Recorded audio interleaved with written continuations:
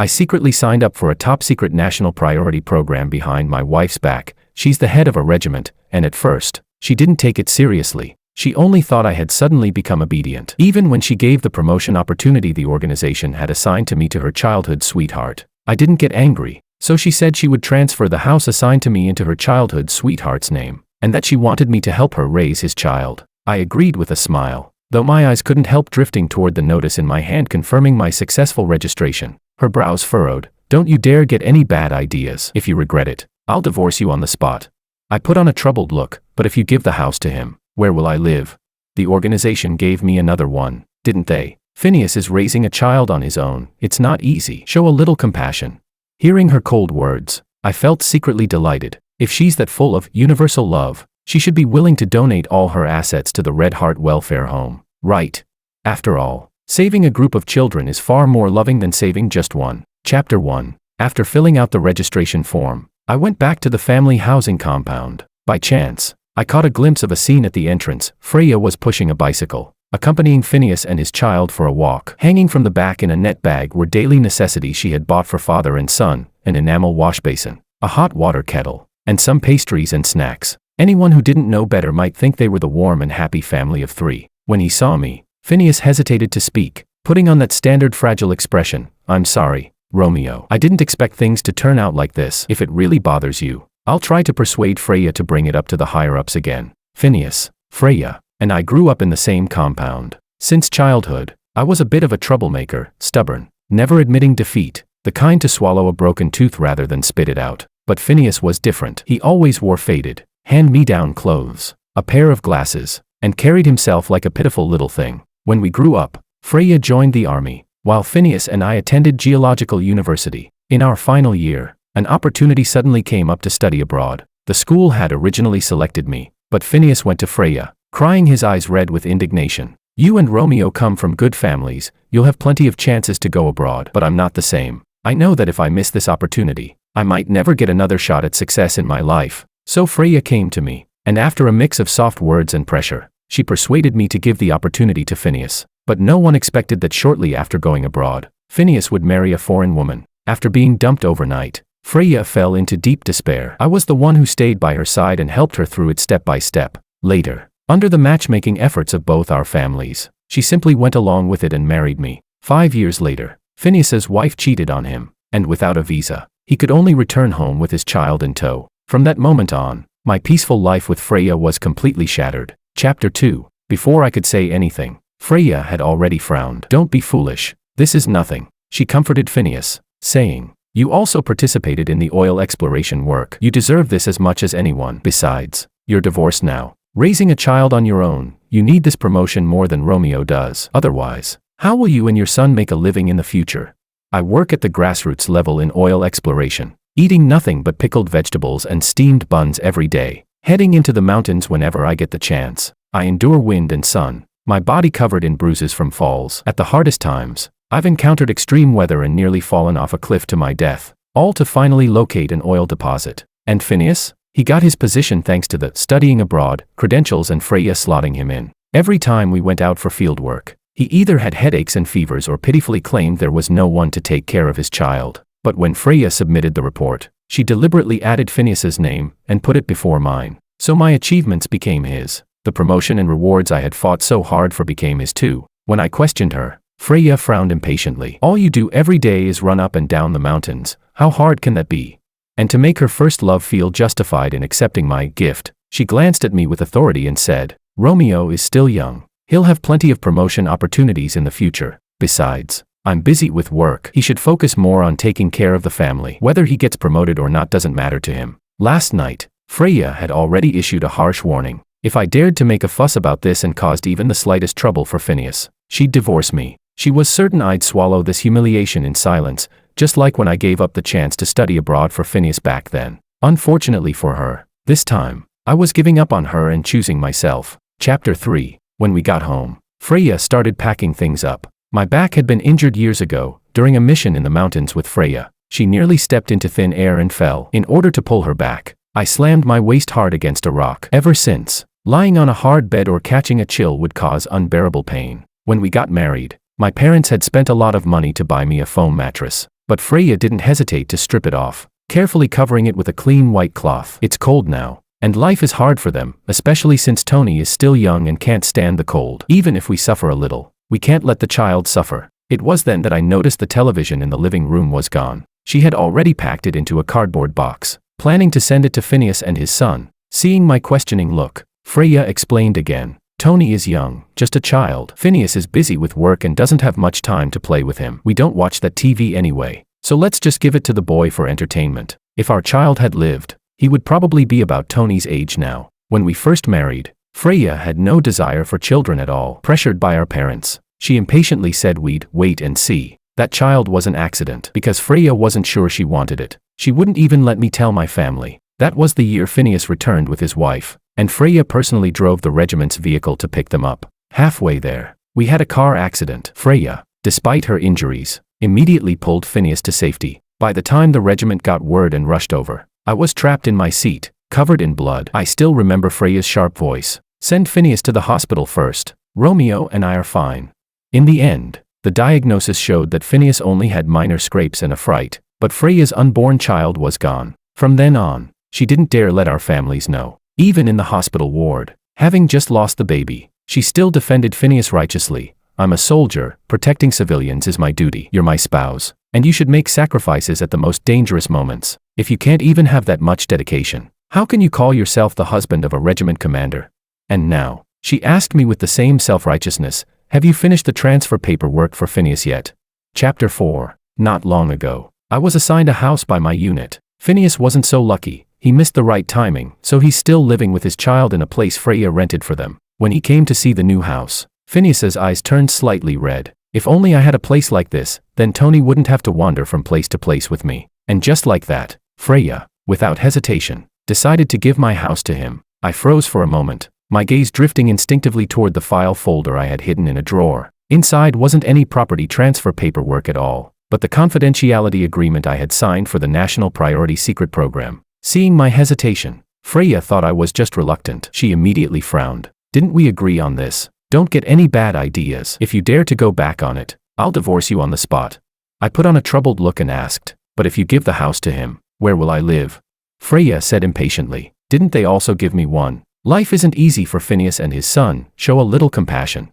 She paused, then added, and when you see Tony in the future, don't always keep that cold face, you'll scare the child. Our child is gone. Can't you treat Phineas's child as our own and take better care of them for me? With that, she turned away, leaving me there while she went into the living room to call a guard to move out the furniture. I quickly stopped her, smiling faintly. It's so late, no need to trouble them, right? I'll take care of it tomorrow. Along with the property transfer paperwork, I promise you and Phineas will get a huge surprise. Chapter 5. Early the next morning, Phineas arrived with his son. As soon as he let go, Tony dove into Freya's arms, calling, Auntie, Auntie, over and over. Phineas smiled faintly. This boy is so spoiled by you, he insists on having you take him to school. Without even looking back, Freya picked up her coat. All right, let me get ready and we'll head out. But Phineas's gaze shifted to me, and he asked hesitantly, Romeo, about the house. I smiled cheerfully. Once Freya signs, I'll sign. Freya's hand froze halfway through putting on her coat. Your house, what am I signing for? Before I could answer, she snapped. It's just a house. We agreed it would go to Phineas. So what's your problem now? If the house I was given weren't so far from here and inconvenient for taking Tony to school, do you think I'd even want your place? I snorted. Your property certificate has your name on it. If I'm going to live there, I won't feel at ease, unless you transfer it to me too. Freya looked at me in disbelief. Romeo, after all these years of marriage, you're really going to haggle with me over this? Of course I would haggle. After all, I had already consulted a lawyer. Even if the house under Freya's name counted as joint marital property, I still couldn't do anything with it without her consent, unless she willingly transferred it to me. I tossed the prepared agreement onto the table. You sign, I sign, otherwise, forget it. Freya stared at me with a dark, unreadable look, clearly not understanding why I was suddenly pulling this stunt. I felt a bit guilty, because in that stack of documents, along with the property transfer, there was also our divorce agreement. At that moment, Phineas tugged at her sleeve and muttered softly, Freya, Tony's going to be late for school. Freya shot me a cold glare, then finally signed and impatiently threw the papers back at me. Get the transfer done by this afternoon. Tomorrow, I'll have Phineas and Tony move in. I narrowed my eyes and smiled. This afternoon, more than enough time for me to pack and disappear. Chapter 6. I sold the house and donated everything from the home to the Welfare Institute. While packing, I realized Freya had secretly bought quite a few nice things for that father and son: clothes, toys, and children's comic books for Tony. The kids at the Welfare Institute would probably be happy to see them too. I also left Freya 3 things. First, our divorce agreement. Second, the certificate proving I had donated my assets to the Welfare Institute. Third, the report I submitted to the organization, accusing Freya Lynn of abusing her position for personal gain and allowing Phineas to claim my achievements. As I was leaving with my luggage, I got a call from Freya's parents, pressuring me yet again to have children. All these years, the Lynn family had kept up the pressure, especially my mother-in-law, who was always making snide remarks, hinting that there must be something wrong with me physically. They had introduced me to all kinds of traditional remedies and hospitals, but Freya had always turned a blind eye. She never dared let them know about the child we lost because of Phineas. Feigning surprise, I let out an "oh" and replied, "A child. We had a child." But Freya miscarried while saving someone. If you want the details, ask her. Before they could react, I hung up, dragging my suitcase. I locked the door and went downstairs, soon spotting a van waiting at the corner. The moment I climbed in, I finally let out a breath of relief. I couldn't wait to see what kind of reaction Freya would have when all these ticking time bombs went off at the same time. Our research base was in the Northwest region. By the time I boarded the bus arranged by the organization and arrived, the explosions on the Lynn family's side had already gone off. First was the matter of Freya letting Phineas take credit for my discovery. The organization took it seriously and sent down an inspection team. Under the pretense of surveying the site, they had Phineas lead the way. But the Phineas who had taken the top credit in Freya's report didn't even know where the oil deposit was. The mountain paths were treacherous, and it happened to be raining that day. Phineas pointed randomly, nearly leading the inspectors into a dangerous gully. Under the strange and reproachful stares of the group, Phineas was nearly in tears, and even Freya was too embarrassed to say anything. My colleague spoke up for me. That oil deposit was clearly discovered by Romeo. What does it have to do with Phineas? He spends all his time around his kid. Every time there's a mission, it's either the child's got a fever or a stomachache. He's never even climbed the mountain once. Where would he have discovered an oil deposit? Does he not know his own abilities? They obviously made a mistake up top, and he still had the nerve to claim it. Unbelievable.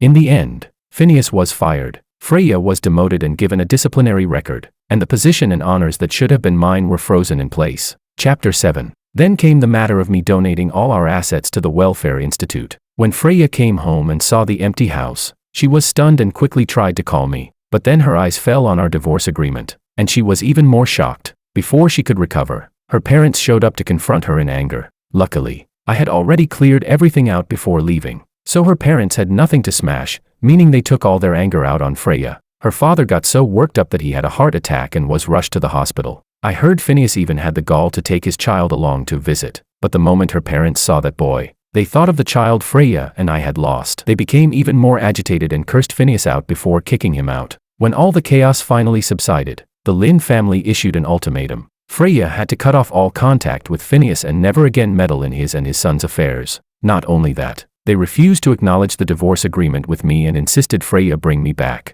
But I had signed a confidentiality agreement, with my location hidden not only from Freya but even from my own parents. Now, Freya truly had nothing left. Chapter 8. A massive oil field had been discovered in the Northwest, and it was immediately taken over by the higher authorities. Our job was to conduct research on extraction methods within the restricted zone of the oil field. There, I met my geology mentor, Master Wu, an elder highly respected in the industry. It was he who had invited me to come. Master Wu shook my hand excitedly. "Romeo, it's so good that you could come. This oil field is of immense importance. Our technology in all aspects is still incomplete, so now is exactly when we are needed most. We must make sure this work is done well."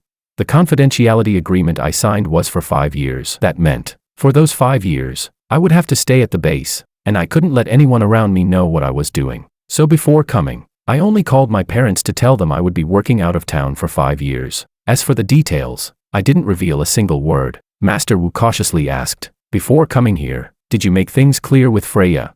I replied calmly, "Freya and I are already divorced." Seeing his surprised expression, I grinned and added, "Now is the time to dedicate myself to my career and my youth. I don't want to be held back by relationships. I've missed too many opportunities before. This time, I have to seize it for myself." Master Wu's surprise turned to relief. He nodded. Good, good, as long as you can decide for yourself." Then he turned and waved someone over. Selly, come here, I'll introduce you. This is my prized student. Romeo, outstanding in skill, diligent in attitude. He'll be working in our oil field from now on. He's just arrived, so if there's anything he doesn't understand, teach him. Chapter 9. Walking toward us was a woman about 1.60 meters, with gentle features. Even in the harsh and rugged environment of the Northwest, she gave off the feeling of a lotus blooming in clear water. She looked at me with a soft smile and extended her hand. Hello, my name is Selina. I studied her briefly and offered my hand in return. Hello, Romeo. The living conditions at the base were harsh. The only housing was simple sheet metal huts,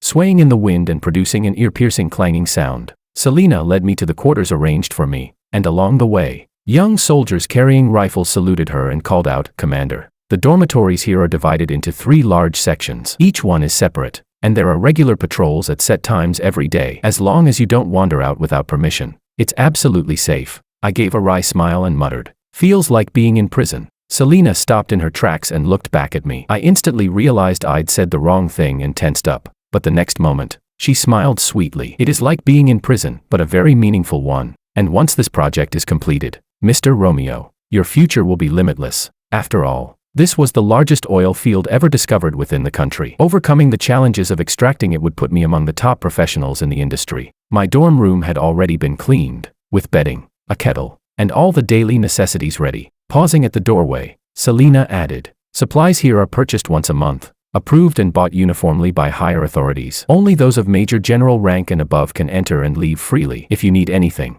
Mr. Romeo, you can tell me in advance." Finally, she gave me a crisp, formal military salute. "No matter what, anyone who can work here is a comrade worthy of respect. Mr. Romeo, welcome to our team." Chapter 10. According to my mentor, Selina had deep ties to our field as well. It was her father who had discovered this oil field, but the harsh conditions of the Northwest took their toll. After years of surveys, her father's health collapsed, and he passed away just before seeing his work recognized. When the authorities decided to develop the Northwest oil reserves, Selina was the first to apply to guard the site. It was her way of fulfilling her father's last wish. 5 years passed quickly. When I received the appointment notice from above, I was overjoyed and immediately went to find Selina to share the news. Unfortunately, she wasn't there. Someone said she'd been called to a meeting at the military district, with the evacuation orders urgent. I had no choice but to leave her a note, with my parents' home address and phone number written on it. Then, just like when I had first arrived, I boarded the swaying bus and set off into the wind and dust toward home. Stepping off at the station and returning to the compound, I felt a mix of familiarity and strangeness. And there, I saw Freya again. To my surprise, in the 5 years that had made me more confident and mature, she had become almost unrecognizable. Once, she always wore neatly pressed clothes, looking beautiful and dignified. Now, her clothes were wrinkled, her long hair streaked with white, and worry lines etched across her face. She was pushing a battered old bicycle, walking with a limp. When she saw me, her eyes went wide. The bike clattered to the side as she hobbled toward me, clutching my arm in barely restrained excitement. "Romeo, you're back." I pulled my hand away at once and asked quietly, "Do you need something?" The veins on her forehead stood out. "We're husband and wife." I let out a short laugh. "We've been divorced for years, haven't we?"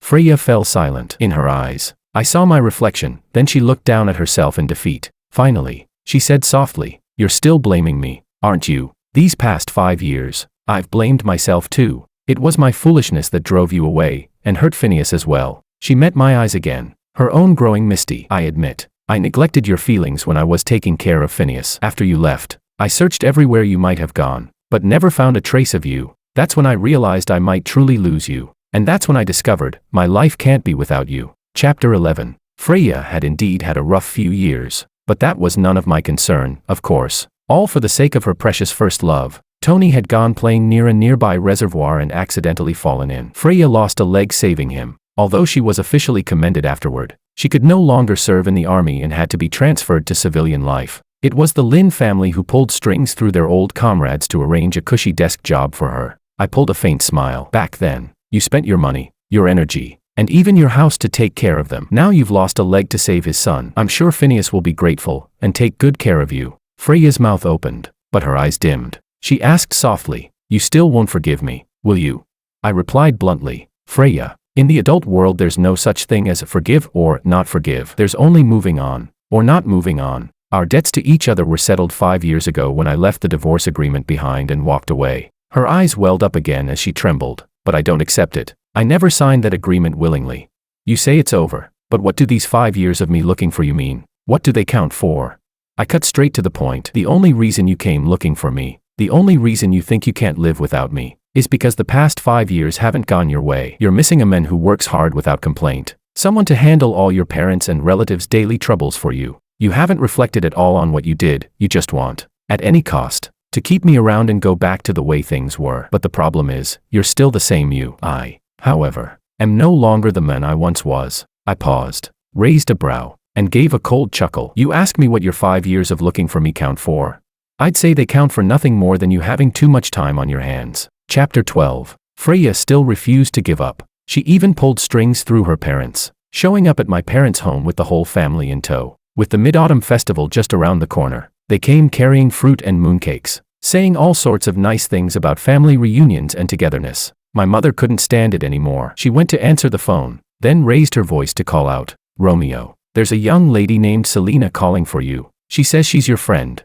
At once, I thought of Selena. I quickly got up to take the call, and sure enough, I heard her long-missed voice. Selena said she'd been transferred too, now working in the provincial district. She happened to be passing through our area and wanted to visit. I smiled. "All right, give me the address, I'll come pick you up." Hearing I had a friend coming, my father, cornered by the Lin family's persistence, used the excuse of accompanying me out the door to make a quick escape. By the time we came back with Selena, Freya and her parents were still camped in the living room. When Freya saw Selena, her eyes froze for a moment. She watched us together with a thoughtful expression. I introduced Selena to my parents, explaining how much she had helped me during my years at the base. My parents, seeing how well-mannered and graceful she was, and hearing she was transferring to work in the provincial district, looked as if they'd like nothing better than to set up a shrine for her at home. By comparison, the Freya family's presence was almost humiliating for them. Before lunch had even been served, the Lin family found an excuse to leave in a hurry. That night, my mother came to me in a conspiratorial tone. "What's your relationship with Selena?"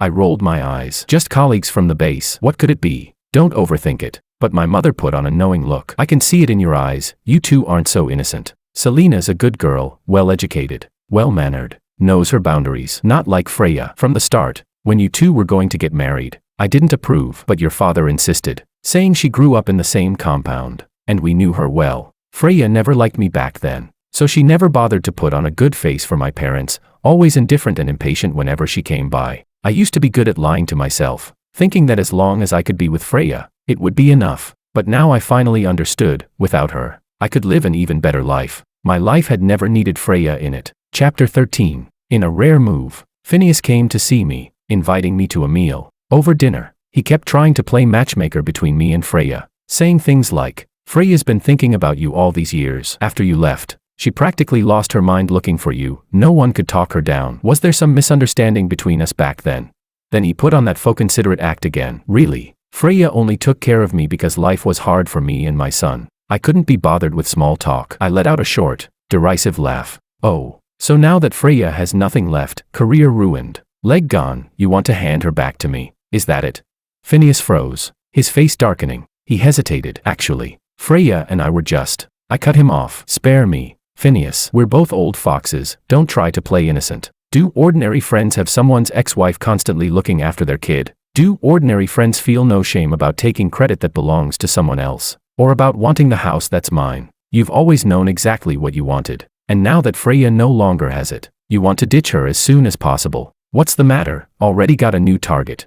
His gaze turned dark and sullen. Without warning, he grabbed the glass in front of him, ready to throw it in my face. But in the next moment, a slender, fair hand caught his arm. I looked up, startled. "What are you doing here?" Seeing Selena with several security officers behind her, Phineas's face shifted, and he quickly pulled his arm back. He asked cautiously, "And this is?" Selena didn't even acknowledge him. She only said to me, "Your mother said you'd gone out to meet a friend. I was in the area on business and thought I'd drop by to see you." Phineas, ever the nuisance, deliberately chimed in. "Romeo, so this is your friend? When will you introduce her to Freya? Even though you're divorced, you've all known each other for years. All these years, you and Freya have helped me so much, I've always felt guilty about it." I knew he was trying to remind Selena that I was divorced. I opened my mouth to speak, but Selena suddenly declared, her tone lofty and unwavering, "It's precisely because I know Romeo's past that I like him." Her gentle demeanor was gone, replaced by a cold, sharp gaze that made Phineas shrink with shame. "You don't need to probe with your little hints. If you truly feel guilty, then apologized to Romeo. Now, Chapter 14. When Phineas realized his attempt to sow discord had backfired, leaving him humiliated, he slunk out of our sight. As for me, even after Selina led me out of the restaurant, my mind was buzzing. Selina liked me. She actually liked me. I'd had a faint suspicion back at the base, but I never expected her to admit it so directly. In the car, the air between us was thick with tension and awkwardness. We didn't exchange a single word until she dropped me off at home. Walking down the plain tree-lined path to my door, Selina finally couldn't hold back. She caught my arm. Looking straight into my eyes, she began her confession. Romeo, what I said just now, I meant it. I really do like you. I had originally planned to find a more proper moment to tell you, but this works too. For someone usually so carefree, she now showed a hint of nervousness, even muttering in complaint. You haven't given me an answer yet. Still dazed, I asked, you like me? Selina chuckled and countered, why else do you think I applied to be transferred here? Then she asked, and you, do you like me? I smiled, pulled her into my arms, and shot the question back at her. Why else do you think I left you my address and contact information? As we embraced, I happened to spot Freya's figure. She was carrying a net bag containing a few pomegranates and salted duck eggs, probably a little gift to curry favor with my family. But instead, she had stumbled upon the scene of Selina and me sealing our relationship. Selina and I turned toward her, and only then did she school her heartbroken expression, holding out the net bag. My mother pickled these. She said you liked them, so I brought some over. I found it amusing and asked quietly, you didn't know I'm allergic to eggs? In all the years we've known each other, have you ever seen me eat duck eggs, and you say I like them? Freya flushed with embarrassment, fumbling out, sorry. I must be bothering you. She limped away, and I knew she would probably never come looking for me again. Chapter 15. I married Selina. My parents bustled about happily with the wedding preparations, and relatives and friends all came to share in the joy. Freya didn't come. Out of old acquaintance, her parents sent a small cash gift through someone else. My mother snorted, tossed the red envelope onto the table, and complained, what's the point of sending money now? Trying to jinx the day. She'd also heard a piece of gossip from the neighborhood busybodies. Phineas's foreign wife had gone bankrupt and slunk back to the country to find him and their son. Then Phineas remarried that same wife who had cheated on him. After all those years Freya spent fawning over him, she ended up with nothing, losing both the man and the game. Even Tony, the boy who used to cling to her calling auntie with sweet lips, now avoided her when he saw her. Freya had become a laughingstock, and the Lynn elders could no longer hold their heads high among relatives and friends. My mother gloated. Serves her right. Blind and foolish, too late for regrets now. I gave a helpless smile and patted her hand. All right, what's past is past. Let's not worry about her. As long as we live our own life well, that's all that matters. Outside, Selina was already coming in with her bridesmaids, surrounded by a lively chorus of cheers. Looking at my new bride, my mother's eyes curved into slits of joy. That's right, out with the old, in with the new. If not for her leaving, we wouldn't have today. Sitting in the wedding car, passing through familiar streets, I happened to catch sight of Freya. She stood in rags beneath a plane tree by the bridge, watching me from afar. When our eyes met, she froze for a moment, then turned away as if ashamed to be seen. Once, I had stood on that same bridge, waiting for her to come home, but every time, what I saw was either her indifference or her sharing warm, happy moments with Phineas and his son. Now, at last, it was her turn to watch me. A warm hand clasped mine, and Selina's concerned voice sounded by my ear. What's wrong? I came back to myself and smiled happily. Nothing. My life had once stumbled here, risen here, begun here, and even ended here. Now, holding the hand of the woman I love most, it was time to set sail again. As for Freya, I would probably never see her again in this lifetime.